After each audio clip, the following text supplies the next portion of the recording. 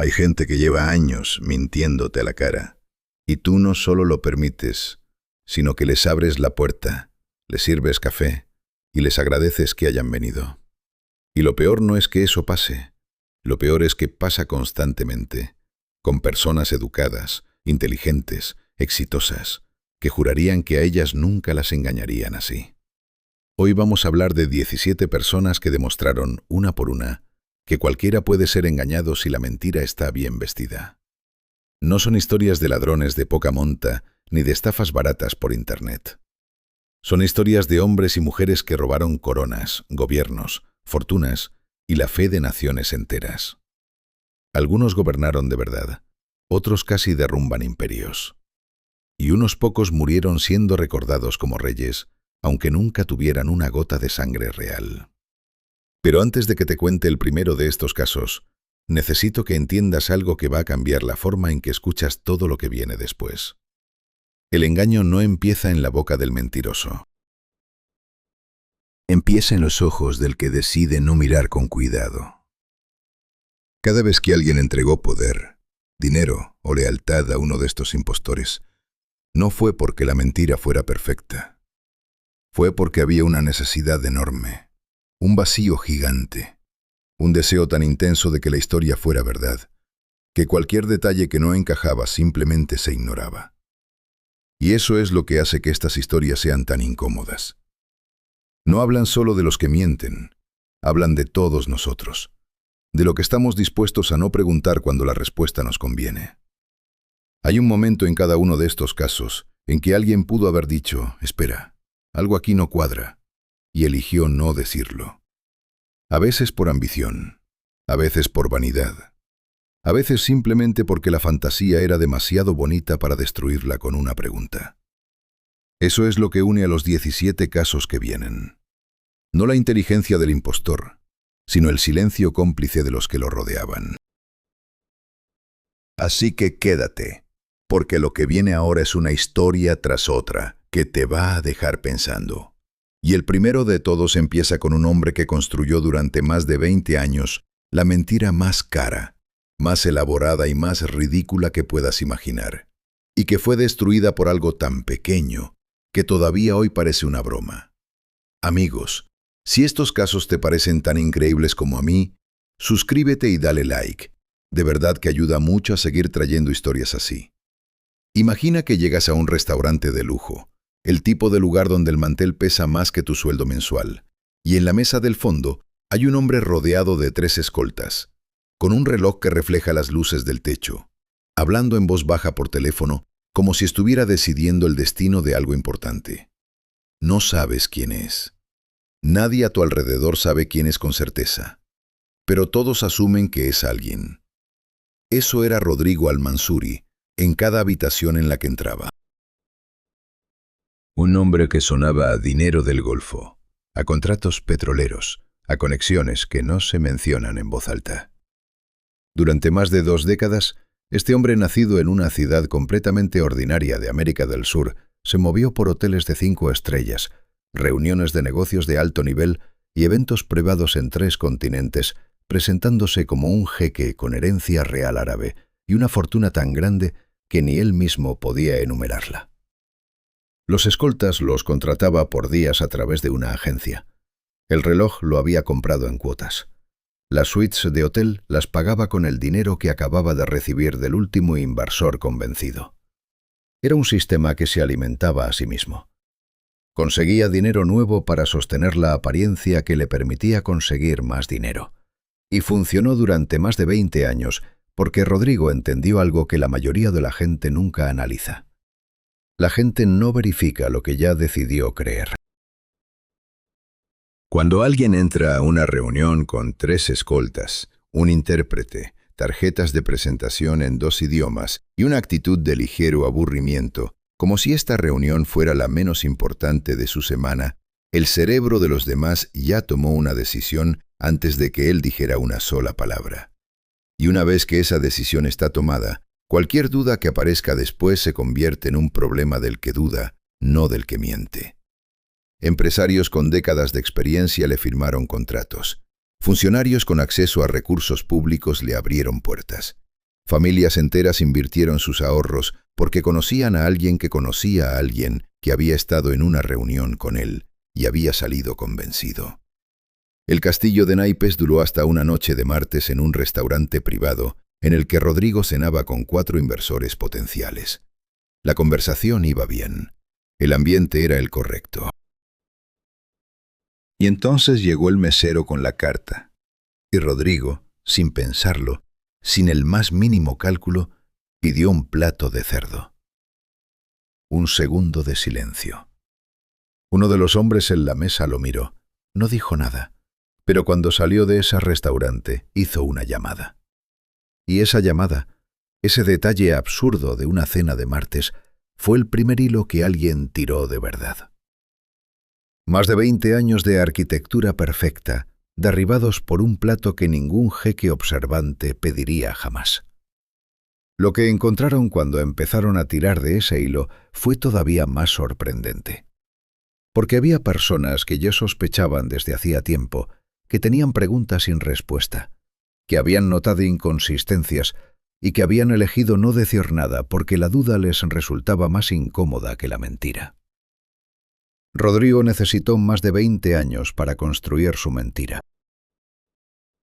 El hombre del que te voy a hablar ahora necesitó menos de una semana para convertirse en rey. Y lo más fascinante de su caso no es lo que hizo durante esos días, sino lo que hizo después durante el resto de su vida.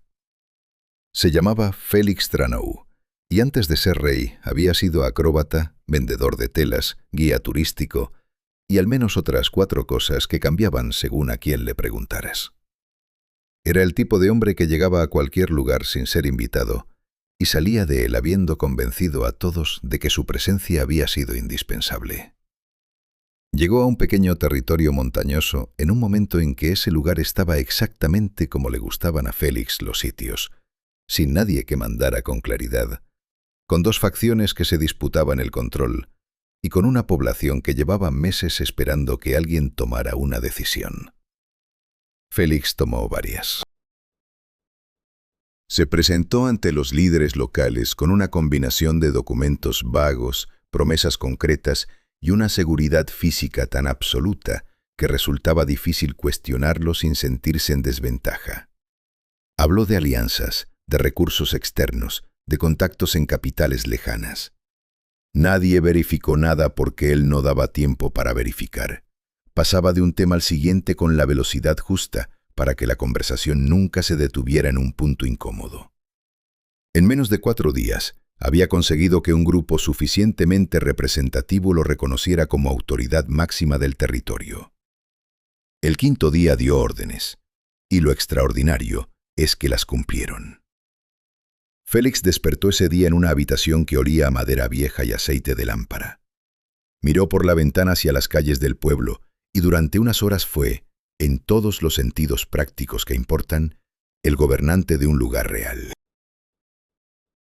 Entonces llegaron los funcionarios de la administración regional, con papeles, sellos y la expresión específica de las personas que vienen a terminar algo. Se lo llevaron sin violencia, sin drama, con la misma burocracia tranquila con la que se cierra un negocio que no tenía los permisos correctos. 5 días. Ese fue su reinado. Pero aquí viene la parte que lo convierte en algo más que una anécdota curiosa. Félix pasó las siguientes décadas contando esa historia. La contó en bares, en pensiones baratas, en cartas que enviaba a periodistas que a veces le respondían y a veces no. Y cada vez que la contaba, era un poco más detallada, un poco más vívida, con un diálogo nuevo aquí y una descripción más precisa allá. Algunos historiadores que intentaron verificar los hechos encontraron registros que confirmaban parte de la historia, pero no toda. Otros encontraron contradicciones que sugerían que Félix había mejorado el relato con los años. Y eso abrió una pregunta que nunca se cerró del todo. ¿Fue Félix un rey destituido que contaba su verdad? ¿O fue un hombre ordinario que un día decidió vivir dentro de una historia mejor que su vida real y la fue construyendo ladrillo a ladrillo hasta que él mismo ya no sabía dónde terminaba una y empezaba la otra? Porque hay algo que Rodrigo Al-Mansuri y Félix Tranau tienen en común, a pesar de que sus métodos eran completamente distintos. Los dos entendieron que la realidad es mucho más flexible de lo que nos enseñan, que si te comportas como si algo fuera verdad con suficiente consistencia, el mundo tarde o temprano empieza a tratarlo como verdad. La diferencia es que Rodrigo usó eso para robar, y Félix, si le creemos aunque sea a medias, simplemente quería ser recordado como alguien que importó. Lo que viene ahora es distinto a los dos casos anteriores. Porque si Rodrigo consiguió dinero y Félix consiguió una leyenda, el hombre del que te voy a hablar a continuación consiguió algo que ningún impostor, antes o después, logró de la misma manera. Consiguió el poder real, completo y absoluto de una nación. Y lo tuvo durante suficiente tiempo como para que su caída fuera una de las más brutales y calculadas de toda la historia. Hay una pregunta que me hice cuando investigué este caso y que todavía me da vueltas en la cabeza. ¿Cuánta desesperación necesita acumular una sociedad para coronar a alguien que saben, en el fondo, que probablemente está mintiendo? La respuesta, según lo que pasó con Alexei Voronov, es menos de la que imaginas. Voronov era un hombre de origen completamente desconocido que apareció en el momento exacto en que una de las naciones más poderosas de su tiempo atravesaba una crisis tan profunda que sus propias instituciones habían dejado de funcionar con coherencia. No había un gobierno claro. Las lealtades se compraban y se vendían en cuestión de días. Las familias nobles que normalmente controlaban el acceso al poder estaban tan ocupadas destruyéndose entre ellas que nadie vigilaba la puerta principal. Y Voronov entró por esa puerta. Su historia era sencilla y al mismo tiempo imposible de verificar. Decía ser el hijo legítimo del gobernante más temido que ese territorio había tenido en generaciones. Un hijo que había sobrevivido en secreto, criado lejos del poder para protegerlo, y que ahora regresaba porque la nación lo necesitaba. Era exactamente el tipo de historia que no puedes probar, pero tampoco puedes desmentir con facilidad, especialmente cuando las personas que podrían haberlo desmentido llevaban años muertas. Lo que hizo Voronov a continuación fue tan metódico que todavía impresiona. No llegó gritando su nombre por las calles. Llegó despacio, hablando primero con una persona, luego con otra, construyendo una red de personas que lo conocían antes de que su nombre se volviera público. Cuando finalmente se presentó de manera abierta, ya había suficiente gente que podía decir que llevaban tiempo en contacto con él, que lo habían evaluado, que tenían razones propias para creerle. Eso le dio una legitimidad que ningún discurso en una plaza pública habría podido darle. Los primeros en apoyarlo públicamente fueron nobles menores que no tenían nada que perder y sí mucho que ganar si él resultaba ser quien decía. Luego vinieron los más grandes, los que calculaban, los que midieron el viento y decidieron que apostar por Voronov era menos riesgoso que quedarse neutrales en un momento en que la neutralidad podía costar cara. Y así, con una velocidad que dejó atónitos a los observadores externos, Voronov pasó de ser un desconocido a ser el gobernante reconocido de una nación entera. Gobernó durante casi un año. Tomó decisiones, firmó acuerdos, recibió a delegaciones extranjeras que lo trataron con todos los protocolos reservados para un líder legítimo. Hubo personas que dependieron de sus órdenes para organizar su vida cotidiana. Todo eso fue real. El problema, claro, era que él no lo era. Cuando cayó, los que lo habían puesto arriba necesitaban que la caída fuera lo suficientemente brutal para borrar su propia responsabilidad. Y lo consiguieron. La forma en que terminó el caso Voronov fue tan desproporcionada, tan diseñada para cerrar cualquier conversación futura sobre lo ocurrido, que hasta hoy genera más preguntas que respuestas. Porque cuando un sistema destruye a alguien con esa violencia, normalmente no está castigando al culpable. Está silenciando la evidencia de su propio error. Y lo que viene después de Voronov es todavía más extraño, porque alguien miró exactamente lo que le pasó a él, conocía cada detalle de su historia y decidió repetirla. Te dije que alguien miró el caso de Voronov y decidió repetirlo. Pero lo que no te dije es que esa persona conocía cada detalle de su caída, sabía exactamente cómo había terminado todo, y aún así eligió usar la misma identidad. No una similar, la misma. El mismo nombre, la misma historia, el mismo supuesto origen. Como si la muerte violenta del primero fuera simplemente un obstáculo técnico que él pensaba resolver mejor. Se llamaba Dmitri Karasov, y la primera vez que escuché su historia pensé que era una broma. Porque hay un límite natural en la audacia humana que este hombre cruzó con tanta tranquilidad que todavía me cuesta procesarlo. Voronov había muerto públicamente, su caso era conocido, su derrota estaba documentada, y Karasov se presentó ante la misma clase de audiencia diciendo exactamente lo mismo que había dicho Voronov, esperando un resultado diferente. Y aquí está la parte que nadie que no haya estudiado este periodo puede creer fácilmente. Funcionó.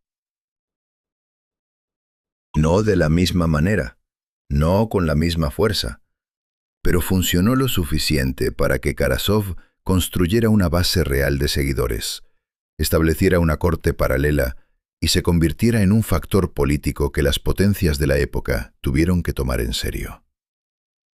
¿Cómo es posible que la misma mentira, usada 2 veces seguidas, con el mismo final conocido por todos, encuentre compradores de nuevo? La respuesta que encontré después de mucho tiempo pensando en esto es que nadie que apoyó a Karasov lo hizo porque creyera genuinamente que era quien decía ser. Lo hicieron porque necesitaban un símbolo útil, y él era el único símbolo disponible en ese momento. Los nobles que lo financiaron no eran ingenuos, eran oportunistas que encontraron en Karasov una herramienta barata para sus propios objetivos. Los mercenarios que lo siguieron no lo seguían a él, seguían la posibilidad de estar en el lado ganador si la apuesta salía bien. Y los gobiernos extranjeros que lo recibieron en audiencias formales no lo recibían porque creyeran en su linaje, lo recibían porque tener un pretendiente al trono en el bolsillo es siempre una carta útil en la mesa de negociaciones.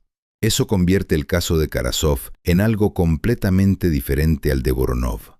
Voronov engañó a personas que querían creer. Karasov fue usado por personas que sabían perfectamente que no debían creer, pero eligieron hacerlo de todas formas porque les convenía. Y eso, si lo piensas un momento, es mucho más perturbador, porque significa que el problema no siempre es la ingenuidad. A veces, el problema es el cinismo calculado de gente que tiene todo el poder para decir no, y elige decir sí porque el engaño les resulta rentable. Karasov terminó mal, como era inevitable. Pero su historia dejó una pregunta flotando en el aire que el caso siguiente va a responder de una manera que nadie esperaba. ¿Qué pasa cuando el impostor no busca un trono que ya existió, sino que decide fabricar uno desde cero, en un lugar donde no había nada, y convencer a personas reales de que ese lugar vale su dinero, su tiempo y su vida? Hay una diferencia enorme entre mentir sobre quién eres y mentir sobre qué existe. Rodrigo mintió sobre su identidad. Voronov y Karasov mintieron sobre su origen. Pero Ernesto Villalba Cruz hizo algo que todavía hoy me parece casi imposible de comprender en toda su magnitud. Mintió sobre la existencia de un país entero. No exageró las cualidades de un territorio real. No embelleció una región pobre para hacerla parecer atractiva. Inventó un estado con nombre, bandera, constitución, sistema de gobierno, mapas detallados con ríos y montañas y una descripción tan precisa de sus ciudades que los folletos que imprimió y distribuyó en ferias de inversión parecían la guía turística de un lugar que cualquiera podría visitar el mes siguiente. El territorio que describía existía físicamente, pero era selva densa, sin caminos, sin infraestructura, sin nada que se pareciera remotamente a lo que Villalba Cruz prometía. Él nunca lo pisó. Lo estudió en mapas. Calculó que nadie que le comprara podría llegar hasta allá en menos de varios meses y construyó su producto sobre esa distancia. Se presentaba en reuniones de inversión con el porte tranquilo de alguien que acaba de volver de revisar sus propiedades. Olía a ropa cara y tabaco suave. Usaba un tono de voz que sonaba a paciencia y abundancia al mismo tiempo. Y cuando alguien hacía una pregunta demasiado específica sobre algún detalle del territorio, él sonreía levemente, como si la pregunta fuera correcta, pero la preocupación fuera innecesaria. Vendió tierras, vendió bonos del gobierno de su país inventado, vendió títulos de nobleza dentro de ese sistema que no existía, y cobró en dinero real, de personas reales, que dejaron trabajos reales y vendieron casas reales para embarcarse hacia ese paraíso que él había fabricado con tinta de imprenta y una cara sin culpa. Las primeras familias que llegaron al territorio encontraron selva cerrada, calor insoportable, insectos, enfermedades y ninguno de los caminos, edificios o estructuras que los documentos describían con tanto detalle. Algunos murieron. Otros sobrevivieron y regresaron con el tipo de furia que solo produce haber perdido todo. Cuando finalmente las autoridades empezaron a cerrar el cerco sobre Villalba Cruz, él hizo algo que en cierto modo resulta coherente con todo lo anterior. No huyó inmediatamente. Esperó. Siguió vendiendo durante un tiempo más, como si creyera que podía seguir adelante indefinidamente, o como si simplemente no pudiera parar porque el mecanismo ya funcionaba solo y detenerlo requería más fuerza de voluntad de la que tenía. Lo que hace el caso de Villalba Cruz diferente a todos los anteriores es que aquí no hay ninguna víctima que eligió no preguntar por vanidad o por ambición política.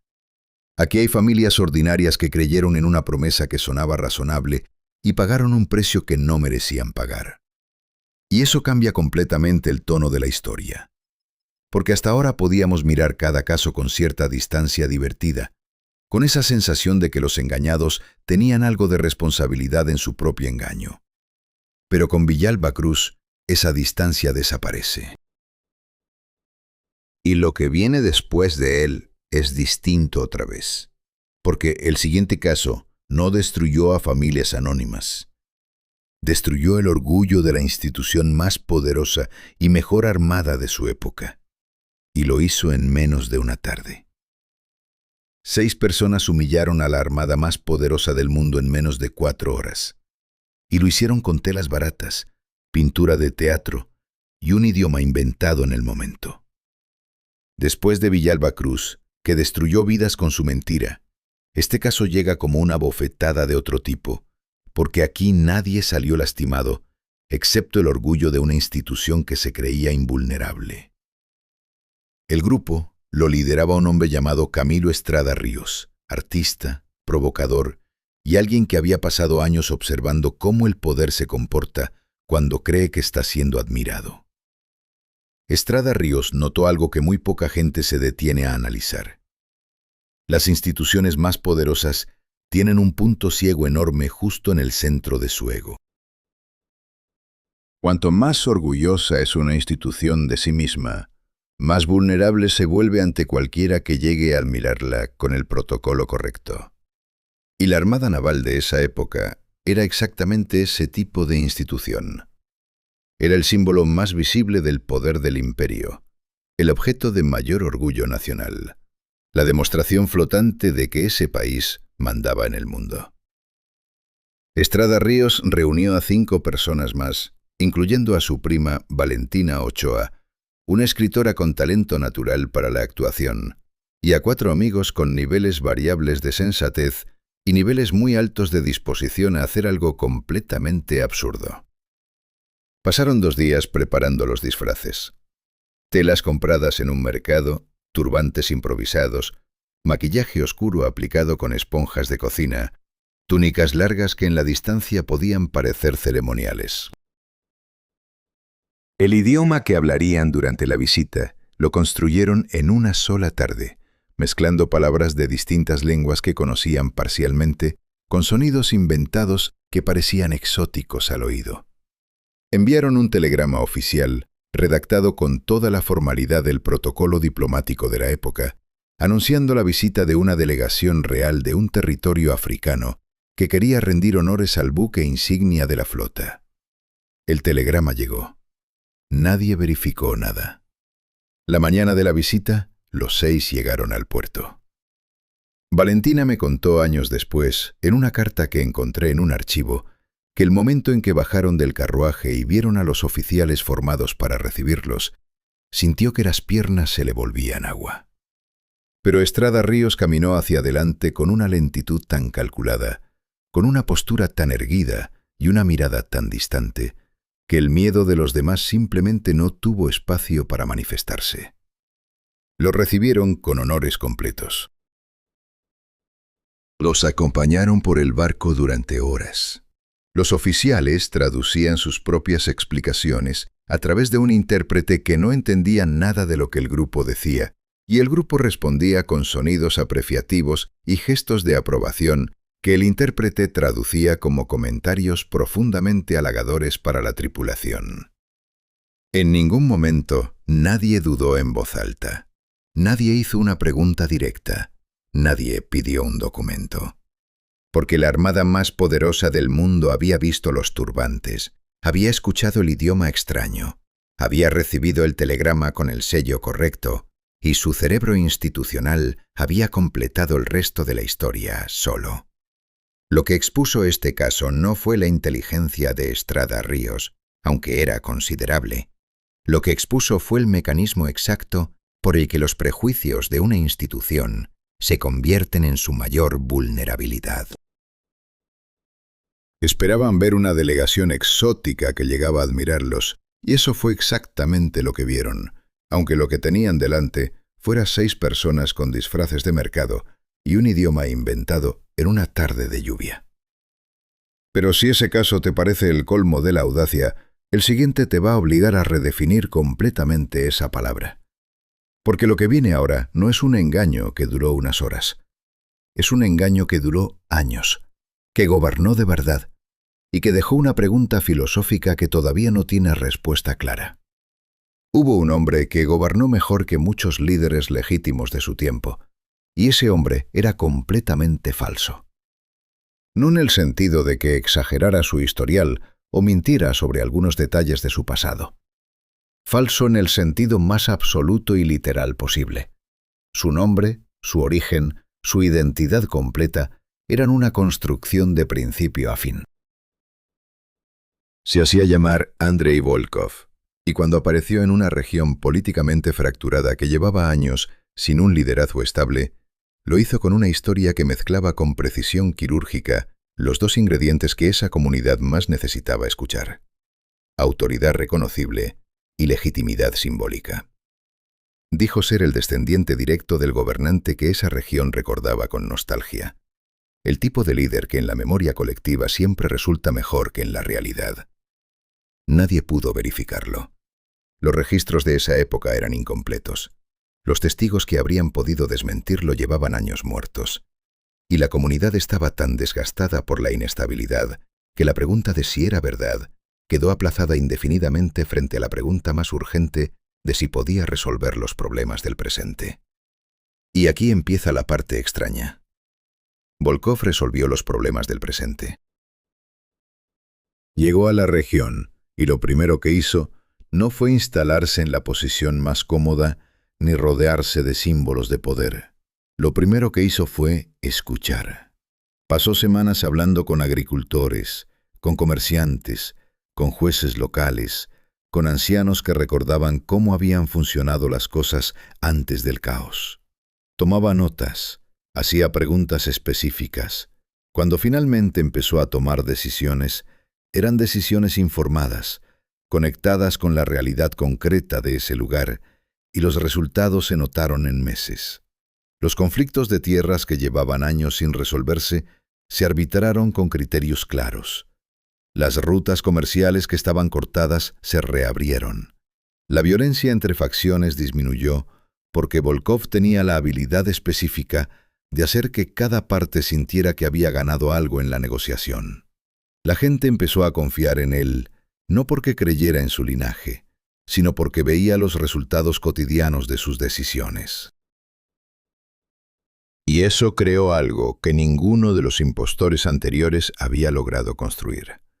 Una legitimidad real basada en hechos reales, aunque la identidad que la sostenía fuera completamente inventada. Cuando finalmente lo eliminaron, no fue el resultado de una investigación, ni de una denuncia, ni de una verificación tardía de su historia. Fue el resultado de que alguien con poder suficiente decidió que un gobernante tan efectivo, sin conexiones con la estructura de poder establecida, era más peligroso que útil. La región entró en desorden después de su desaparición, lo cual dice todo lo que hay que decir sobre la diferencia entre su gobierno y lo que vino después. Pero la pregunta que Volkov deja abierta es la más incómoda de todas las que hemos encontrado hasta ahora. Si una identidad falsa produce consecuencias reales y positivas para personas reales, ¿en qué punto exacto está el daño? Y si esa pregunta ya te resulta difícil, espérate a escuchar el caso que viene. Porque ese hombre usó una identidad falsa para producir consecuencias tan reales que casi derrumba un imperio entero desde adentro. Un hombre sin nombre real, sin origen verificable y sin un solo soldado a su mando, casi derrumba uno de los imperios más grandes de su época, usando únicamente una corona que no le pertenecía. Volkov gobernó con resultados reales, pero en silencio, en una región pequeña que el resto del mundo apenas notaba. El hombre del que te voy a hablar ahora operó en una escala completamente diferente.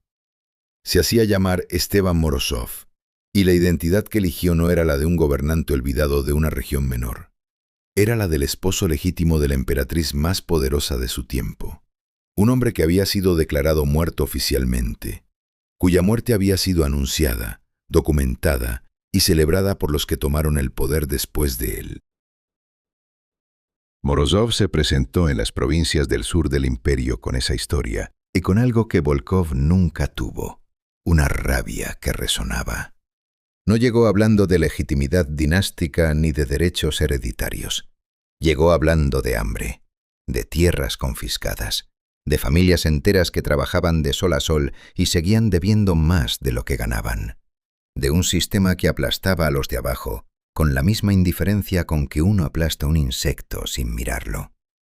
Y la gente que lo escuchaba no necesitaba verificar si era quien decía ser. Necesitaba que alguien con suficiente peso simbólico pusiera nombre y autoridad a lo que ya sentía. Morozov entendió algo que los impostores anteriores no habían comprendido del todo. Una identidad falsa por sí sola no mueve a nadie a arriesgar su vida. Pero una identidad falsa conectada a una injusticia real y palpable se convierte en una llama que no necesita que nadie la cuide para seguir ardiendo. En semanas tenía cientos de seguidores. En meses tenía miles. Ciudades que el imperio consideraba bajo control total, de repente dejaron de serlo. Regimientos enviados a detenerlo regresaban diezmados o directamente no regresaban. La emperatriz, que había construido su poder sobre la imagen de un control absoluto e incuestionable, se vio obligada a reconocer en sus comunicaciones privadas que la situación era más grave de lo que cualquiera había anticipado. Lo que hace este caso diferente a todos los anteriores no es la escala, aunque la escala era enorme. Es que Morozov nunca fingió ser un salvador. Fingió ser una deuda pendiente. Se presentaba como el hombre al que le habían robado el trono, sí, pero inmediatamente convertía esa historia personal en una historia colectiva. Si a él le habían quitado lo que era suyo, a cada persona en esa multitud también le habían quitado lo que era suyo. Su identidad falsa no era el punto central de su mensaje. Era el gancho que abría la puerta a un mensaje que no necesitaba mentiras para funcionar. Cuando el imperio finalmente lo capturó, después de meses de una campaña militar que costó recursos que la emperatriz tardó años en recuperar, el juicio fue rápido y la sentencia fue pública y diseñada para ser intimidante. Pero incluso en ese momento final, Morozov hizo algo que los cronistas de la época registraron con una mezcla de fascinación y incomodidad. No pidió clemencia. No reveló su identidad real. Mantuvo hasta el último segundo la historia que había construido, como si soltarla hubiera sido traicionar a cada persona que la había abrazado junto a él.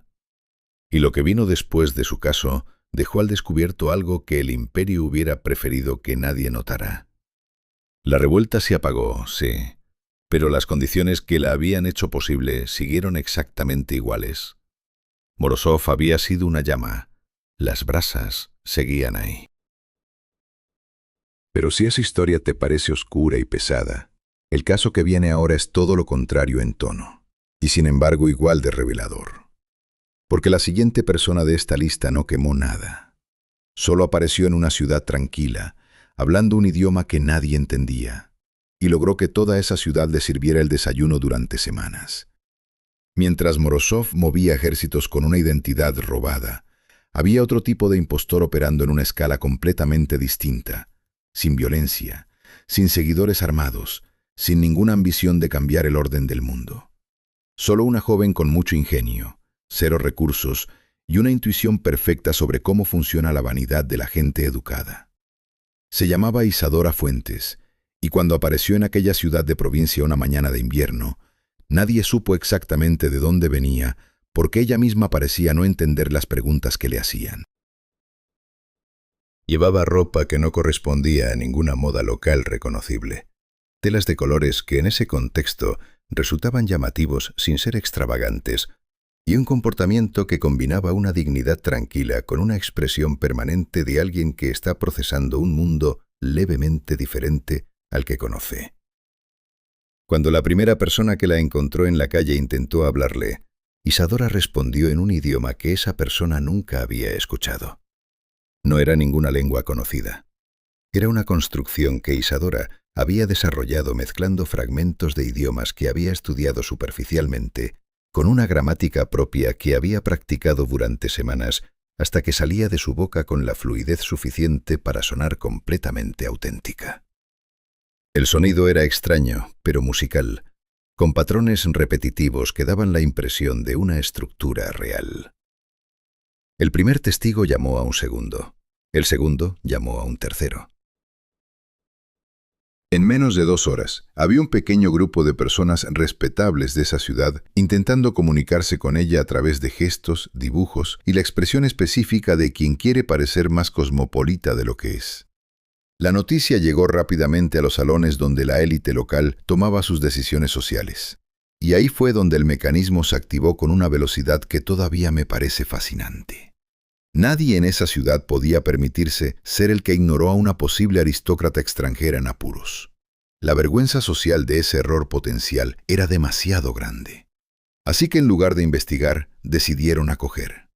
Le ofrecieron alojamiento en la casa de una familia respetable, le trajeron ropa, le prepararon comidas que nadie sabía si correspondían a sus costumbres porque nadie sabía cuáles eran sus costumbres.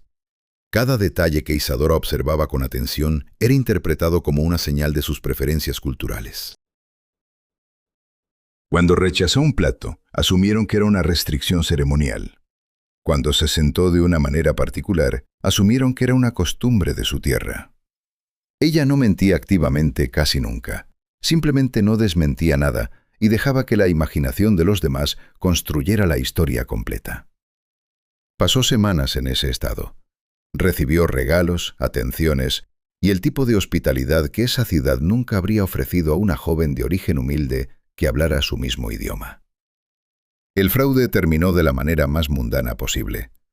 Un comerciante que había viajado extensamente llegó a la ciudad, la vio en una reunión social y la reconoció. No como una aristócrata extranjera, como la hija de una familia que él había conocido en otra ciudad a menos de 2 días de camino. Se lo dijo en voz baja a la anfitriona de esa noche. La anfitriona se lo dijo a otras 2 personas, y la historia se deshizo en cuestión de horas con la misma velocidad con que se había construido. Pero lo que me sigue pareciendo más interesante de todo este caso no es cómo empezó ni cómo terminó. Es la reacción de esa élite cuando descubrió la verdad. Porque la mayoría eligió no hablar demasiado del asunto. No por compasión hacia Isadora, sino porque hablar del asunto implicaba explicar cuánto habían querido creer, y esa explicación los dejaba mucho peor parados que el silencio. El caso siguiente opera con el mismo mecanismo, pero lo lleva a un territorio completamente diferente, porque la siguiente persona de esta lista no engañó a una ciudad pequeña, engañó a una sociedad entera, y lo hizo usando exactamente la misma herramienta que esa sociedad usaba para excluirla. La misma sociedad que le cerraba la puerta en la cara, le abría los brazos con una sonrisa cuando creía que venía de lejos.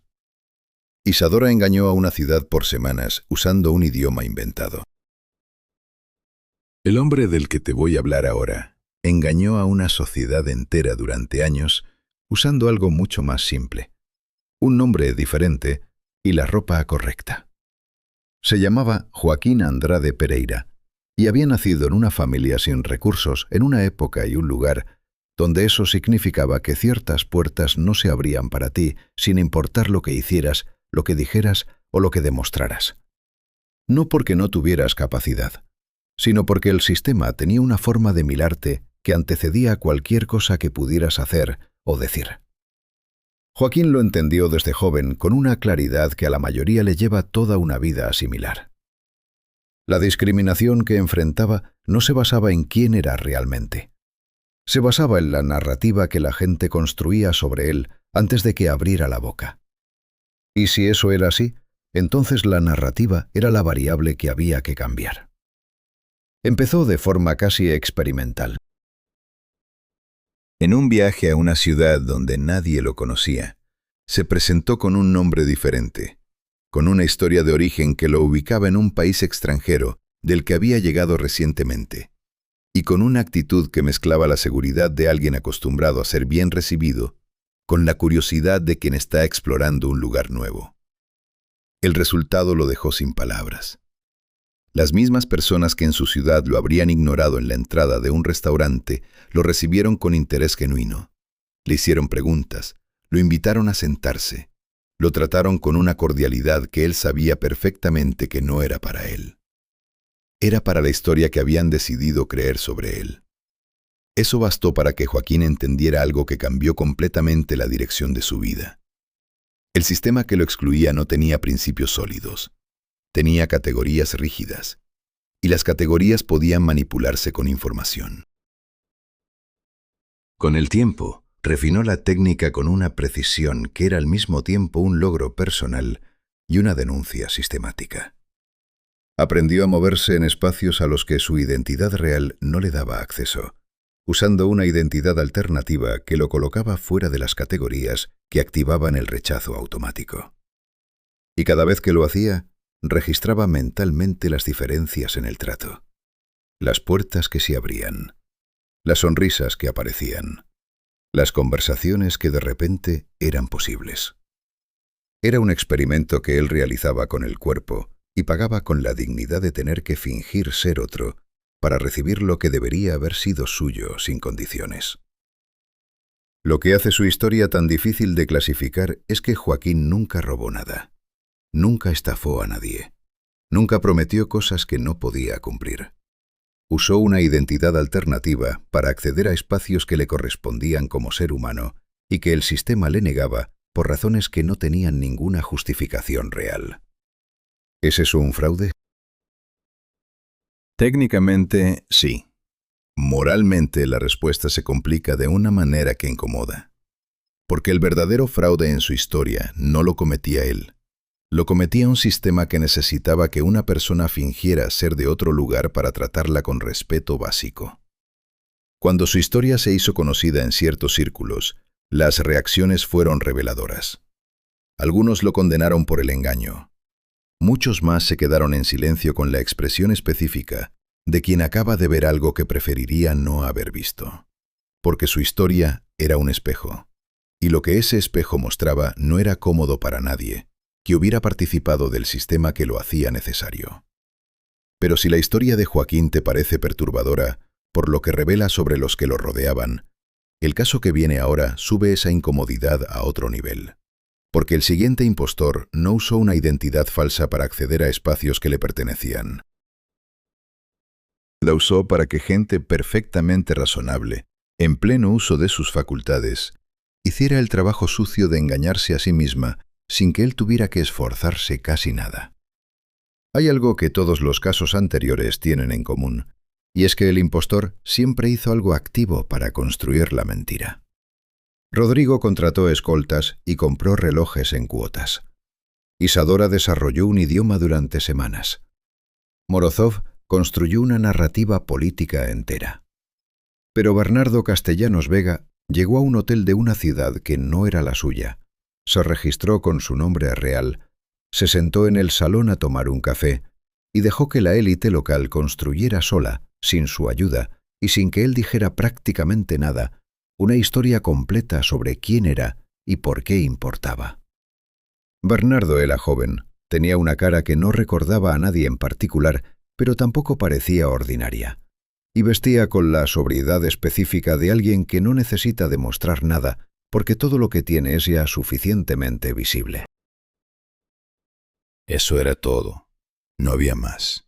Pero ese hotel era frecuentado por familias adineradas de esa ciudad. Y entre esas familias había una dinámica social muy precisa que Bernardo no conocía, pero que trabajó a su favor sin que él lo planeara. Nadie quería ser el primero en admitir que no sabía quién era ese joven, porque no saber quién era implicaba estar fuera de un círculo de información donde todos los demás supuestamente estaban dentro. Así que en lugar de preguntar, observaron. Y mientras observaban, empezaron a intercambiar entre ellos pequeñas hipótesis en voz baja. Que si venía de tal familia, que si había visto su apellido en algún documento importante, que si alguien lo había visto llegar con un carruaje particular. Cada hipótesis que circulaba ganaba detalles con cada repetición, como ocurre siempre con los rumores en espacios cerrados. Para cuando la información llegó de vuelta a los oídos del gerente del hotel, Bernardo ya era, en el imaginario colectivo de ese salón, una figura de considerable importancia cuya discreción era evidencia adicional de su elevada posición. El gerente le asignó la suite principal sin que él la hubiera pedido. Las familias que frecuentaban el salón empezaron a saludarlo con la deferencia específica que se reserva para alguien cuyo favor puede resultar útil en algún momento futuro. Una de ellas lo invitó a cenar. Bernardo aceptó porque la alternativa era comer solo, y la cena resultó ser una reunión de 12 personas que lo trataron durante 3 horas como si cada palabra que dijera fuera significativa.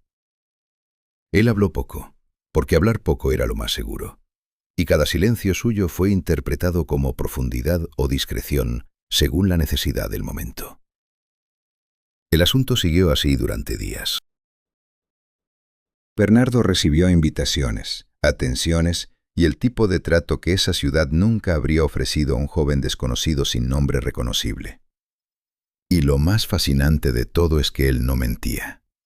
Cuando alguien le preguntaba algo directamente, respondía con la verdad, pero con una verdad tan incompleta y tan tranquilamente entregada que sonaba a confirmación de lo que el otro ya había decidido creer. La historia terminó cuando Bernardo, que al final tenía más sentido del humor que ambición, escribió sobre lo ocurrido con una honestidad tan despiadada que hizo que la gente que lo había agasajado quedara mucho peor parada que él. Publicó cada detalle, cada malentendido, cada momento en que alguien había completado una historia falsa sobre él sin que él dijera nada. Y la reacción de esa élite fue exactamente la que cabía esperar. No lo perdonaron por haber fingido, lo detestaron por haber escrito la verdad. Porque el engaño podían tolerarlo. Lo que no podían tolerar era haber publicado cuánto habían querido ser engañados. Y el caso que viene ahora muestra exactamente el mismo mecanismo, pero en una versión mucho más elaborada, mucho más técnica, y con consecuencias que van mucho más allá de unos cuantos aristócratas avergonzados.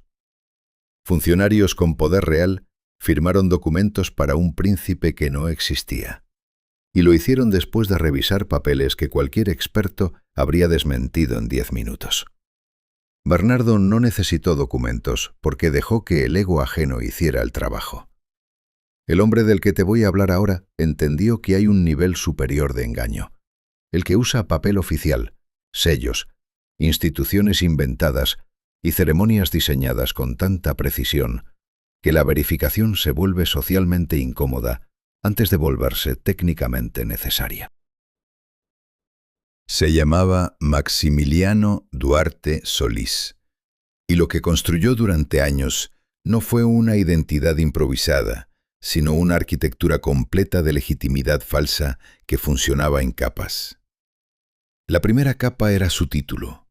Se presentaba como príncipe heredero de una casa nobiliaria centroeuropea, cuya línea había sobrevivido en el exilio después de la caída de varios imperios. Eso era conveniente, porque los archivos de esas casas reales eran fragmentados, estaban dispersos en múltiples países, y verificarlos requería un esfuerzo que muy poca gente estaba dispuesta a hacer, cuando la alternativa era simplemente aceptar lo que los documentos frente a ellos decían. Y los documentos de Duarte Solís eran notables. No eran simples hojas impresas con sellos comprados. Eran piezas elaboradas con papel envejecido artificialmente, tintas específicas, firmas de personajes que en algunos casos habían existido realmente, aunque jamás hubieran firmado nada parecido, y un diseño que mezclaba elementos heráldicos reales con detalles inventados de manera tan cuidadosa que separar unos de otros requería conocimiento especializado. La segunda capa era institucional. Duarte Solís no llegaba solo a ningún evento importante. Llegaba representando órdenes de honor con nombres que sonaban antiguos y respetables, institutos culturales con sedes en ciudades europeas que en realidad eran apartamentos alquilados por personas que él pagaba para recibir correspondencia, y asociaciones de preservación del patrimonio nobiliario que existían exclusivamente en el papel membretado que él mismo había diseñado. La tercera capa, y esta es la que más me impresiona todavía, era social. Duarte Solís entendió que la validación más poderosa no viene de los documentos, sino de las personas. Si consigues que alguien con reputación establecida sea visto en público contigo, sin cuestionarte, esa persona se convierte involuntariamente en parte de tu escudo. Así que cultivó presencias.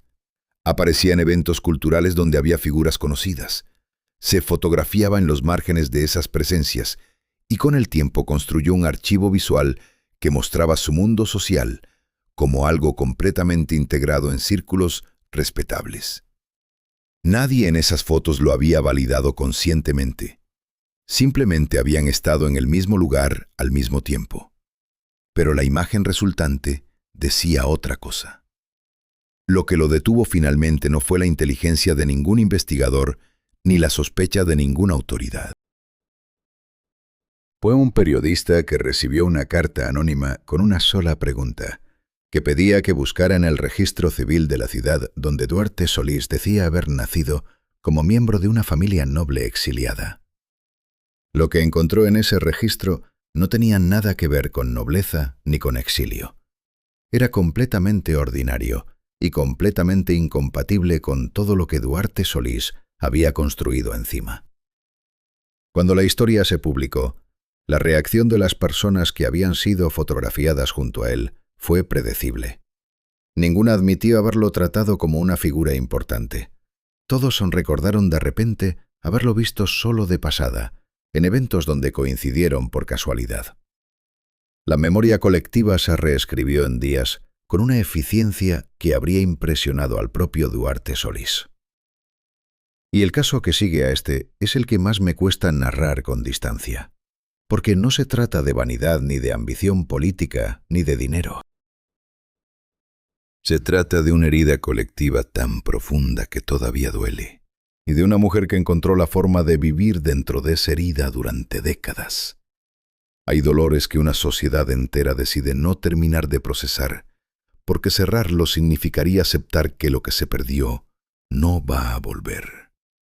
Y en esos dolores abiertos, en esos espacios donde la esperanza y la negación se mezclan hasta volverse indistinguibles, es donde algunos impostores encuentran su lugar más cómodo.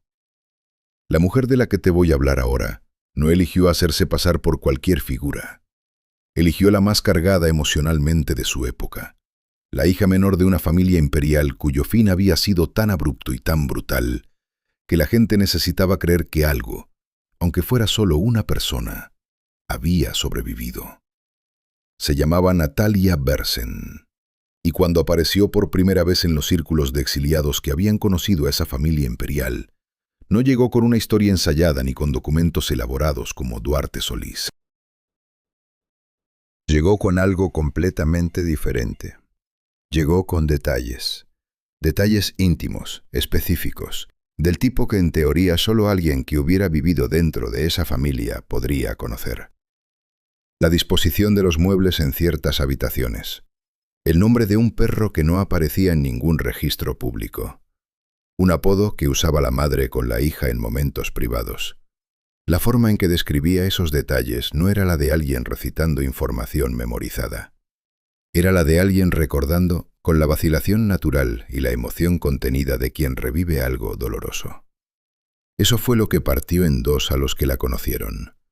Porque había personas que habían frecuentado esa familia imperial, que habían estado en esas habitaciones, que habían visto esos muebles, y cuando Natalia describía lo que describía, algo en su memoria respondía con un reconocimiento que era muy difícil de ignorar.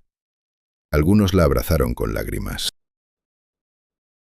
Otros la miraron con una frialdad que era en realidad miedo. El miedo específico de quien quiere creer, pero sabe que creer puede ser un error enorme. El debate que generó duró décadas. Hubo juicios. Hubo testimonios de personas que la habían conocido de niña y que decían cosas completamente contradictorias entre ellas. Hubo expertos en documentos, en fisonomía, en psicología del testimonio, que llegaban a conclusiones opuestas con la misma seguridad.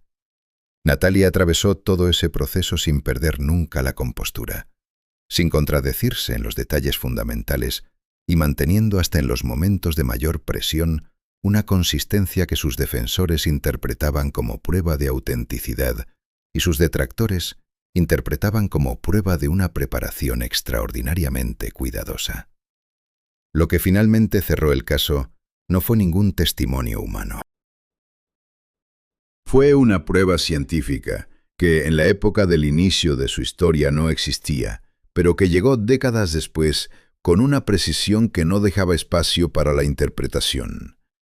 Los resultados fueron definitivos. Natalia no era quien decía ser.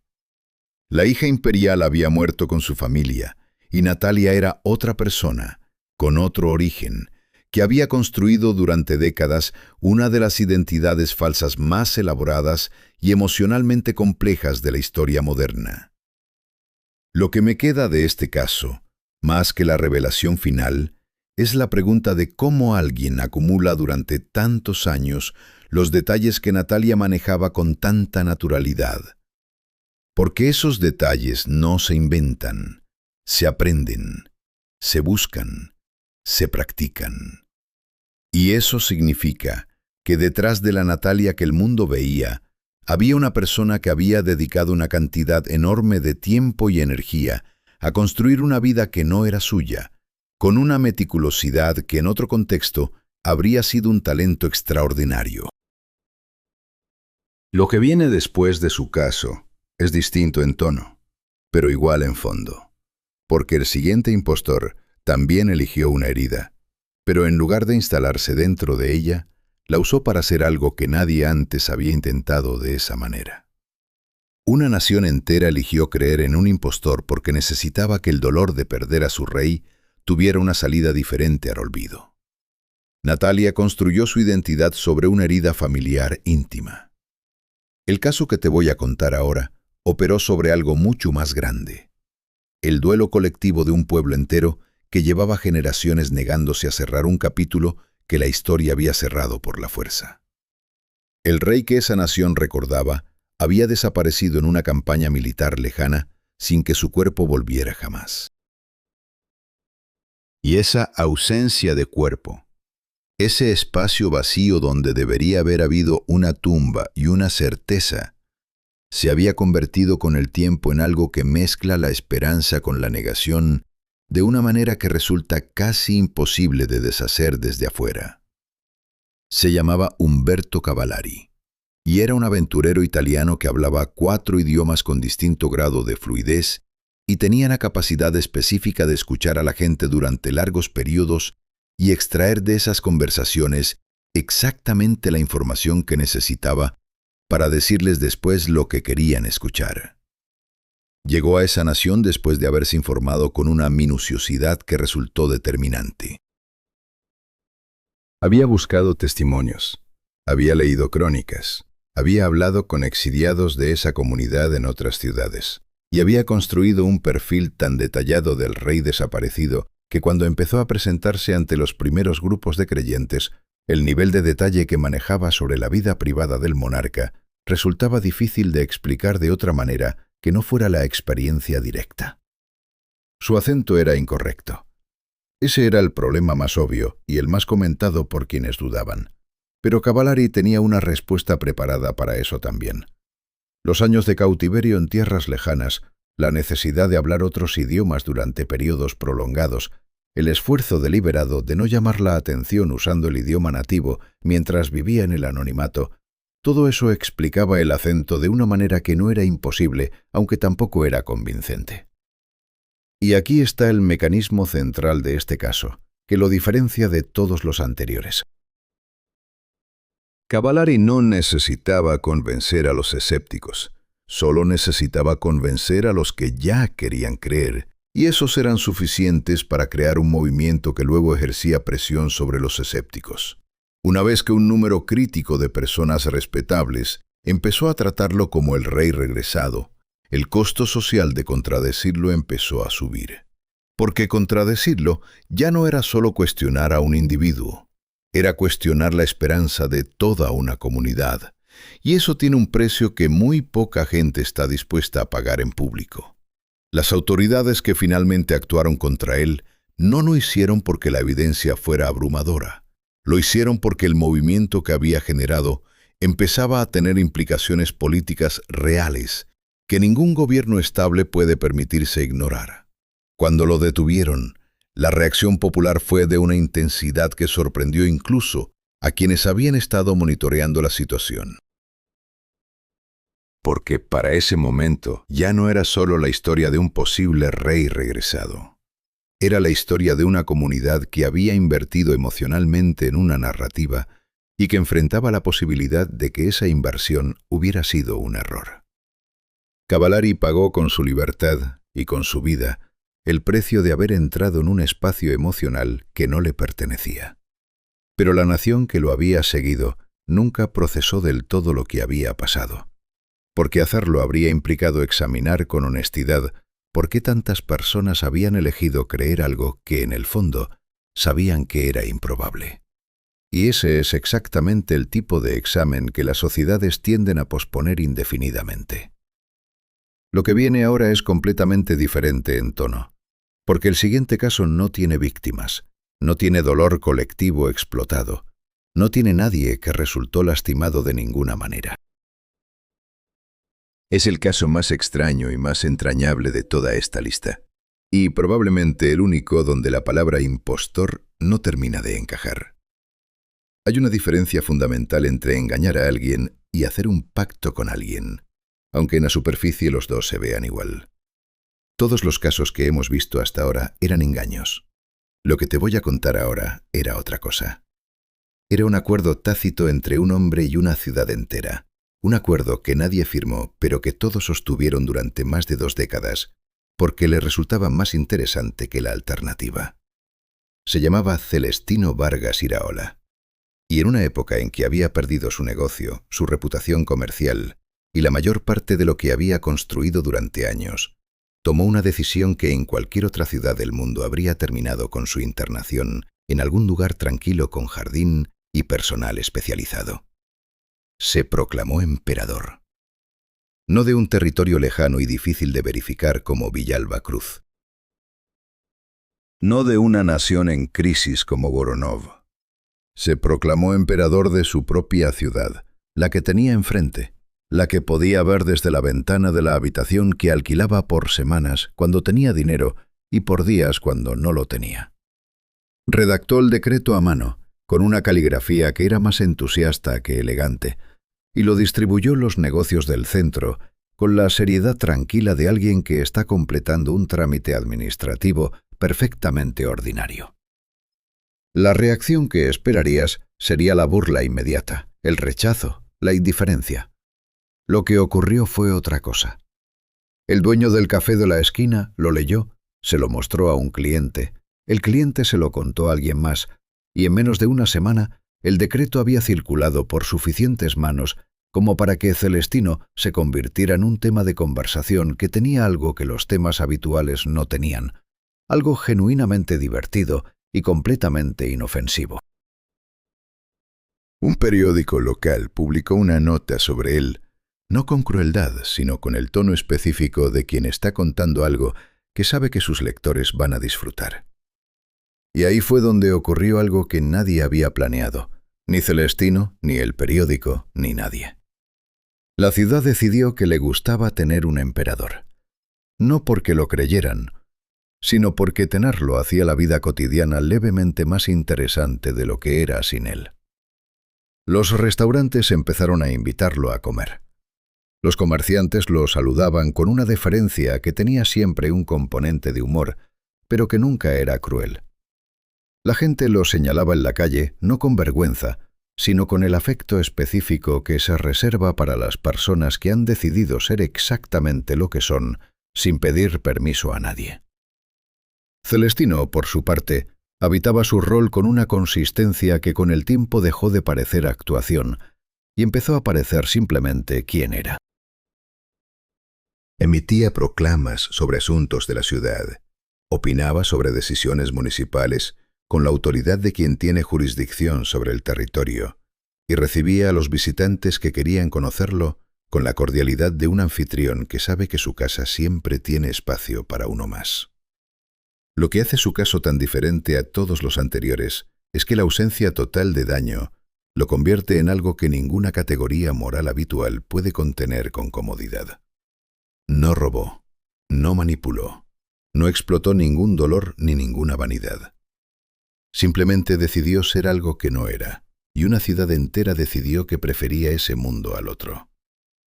Hay algo en ese acuerdo silencioso que dice más sobre lo que la gente necesita que cualquiera de los casos más dramáticos de esta lista.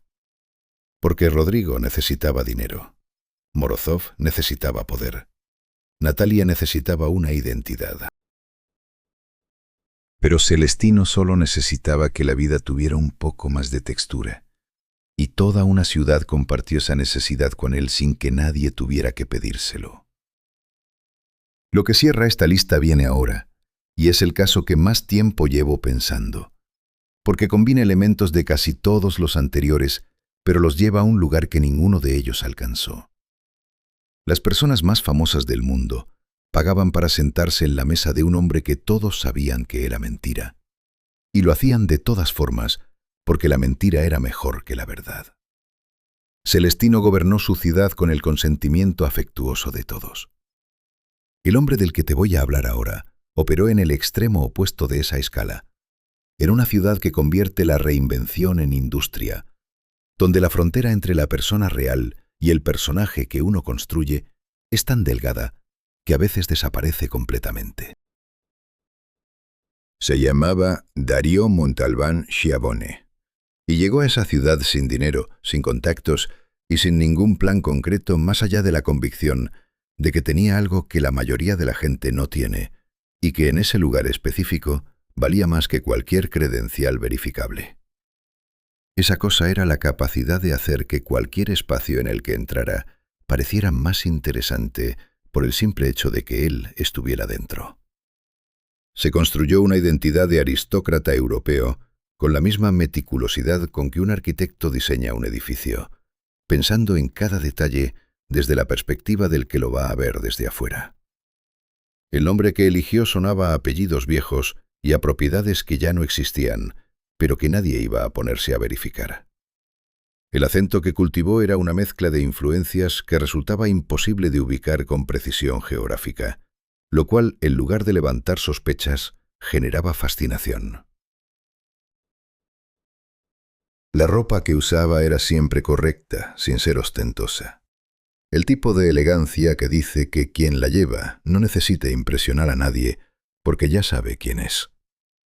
Abrió un restaurante, y ese restaurante se convirtió en algo que ningún crítico gastronómico habría podido predecir, basándose únicamente en la calidad de la comida, que era buena, pero no extraordinaria. Se convirtió en el lugar donde querías estar visto.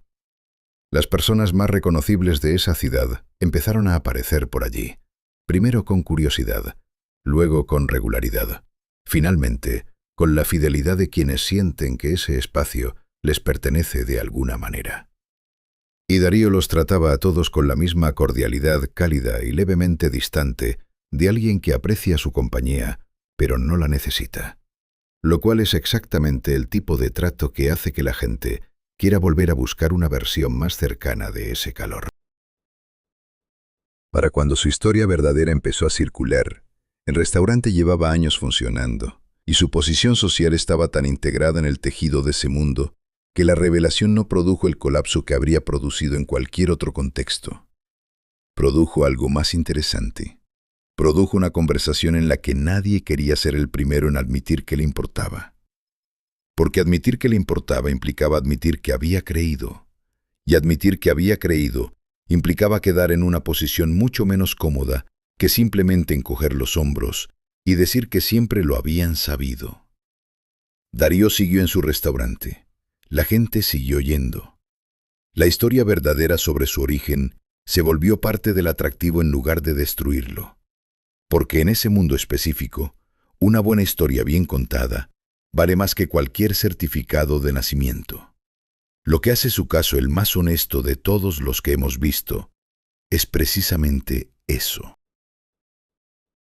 Todos los demás impostores de esta lista dependían de que nadie supiera la verdad.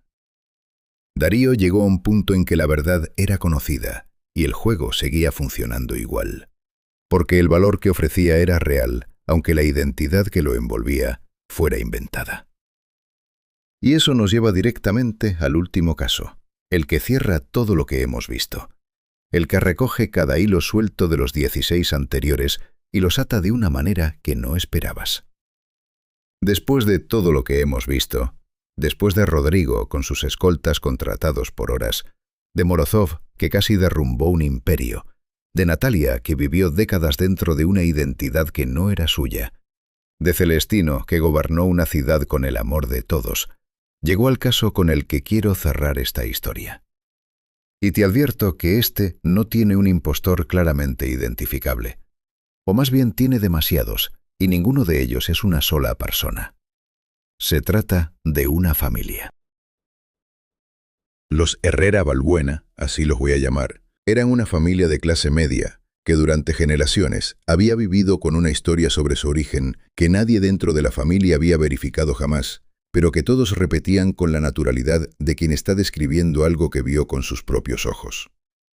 Según esa historia, el bisabuelo de la familia había sido un hombre de considerable posición en otro país, alguien con tierras, con influencia, con un nombre que en su lugar de origen significaba algo. La familia había tenido que abandonarlo todo durante una época de conflicto, y había llegado al lugar donde vivían ahora sin nada, pero con la dignidad intacta de quienes saben quiénes son, aunque las circunstancias digan otra cosa. Esa historia lo explicaba todo. Explicaba por qué ciertos miembros de la familia tenían modales que no correspondían a su situación económica actual. Explicaba por qué había un énfasis tan fuerte en la educación y en determinadas formas de comportamiento que en otras familias del mismo entorno no existían. Explicaba una especie de orgullo silencioso que los distinguía de sus vecinos de una manera que nunca se nombraba directamente, pero que todos percibían. La historia era la columna vertebral de la identidad familiar. Cuando uno de los nietos, un joven llamado Diego Herrera, decidió investigar el origen real de la familia por curiosidad y con las herramientas que hoy existen para ese tipo de búsqueda, lo que encontró tardó semanas en procesar emocionalmente. No había bisabuelo prominente. No había tierras, ni influencia, ni posición. Había un hombre completamente ordinario que había emigrado por razones económicas perfectamente comunes, sin drama, sin pérdida de estatus porque nunca había habido estatus que perder. La historia que la familia había llevado durante generaciones no era una mentira que alguien hubiera inventado deliberadamente para engañar a otros. Era una historia que, probablemente, había empezado como una pequeña exageración, quizás un deseo expresado en voz alta que con el tiempo y la repetición se había vuelto indistinguible de un hecho, pasando de generación en generación con la misma naturalidad con que se transmite el color de los ojos o la receta de un postre familiar. Diego se sentó con esa información durante mucho tiempo antes de decidir qué hacer con ella, porque compartirla significaba desmantelar algo que no era solo una historia falsa. Era la razón por la que su abuela se había esforzado de cierta manera, la razón por la que su padre había insistido en determinadas cosas, la razón por la que él mismo tenía ciertos valores que ahora no sabía si eran suyos o eran el eco de una identidad inventada. Decidió finalmente hablar con su familia. Y lo que ocurrió en esa conversación fue algo que ninguno de los casos anteriores de esta lista me había preparado para entender del todo. La familia escuchó, y luego, casi sin discutirlo, eligió seguir siendo quienes habían sido. No porque rechazaran la verdad, sino porque entendieron que lo que habían construido sobre esa historia, los valores, los comportamientos, las formas de relacionarse con el mundo, era real aunque el origen fuera inventado. El bisabuelo era una ficción, pero la familia que había crecido alrededor de esa ficción era completamente auténtica. Y eso es lo que todos los casos de esta lista, desde Rodrigo hasta los Herrera Balbuena, terminan diciendo si los escuchas con suficiente atención. Las identidades falsas funcionan porque llenan algo que falta. Y lo que falta casi nunca es dinero o poder o un título nobiliario. Lo que falta es una historia que le dé sentido a quién eres. El impostor no crea esa necesidad. Solo la encuentra, le pone un nombre y le cobra lo que puede. La pregunta que me quedo pensando y que te dejo a ti es esta. Si descubrieras que una historia fundamental sobre tu propio origen, algo que te han contado toda la vida como un hecho, era en realidad una exageración que alguien convirtió en verdad, ¿cambiaría eso quién eres hoy? Piénsalo de verdad antes de responder, porque la respuesta dice más sobre ti que cualquier árbol genealógico. Escríbela en los comentarios, me interesa genuinamente leerla. Y si esta historia te hizo pensar, dale like y suscríbete, porque esto es exactamente el tipo de contenido que seguimos trayendo cada semana.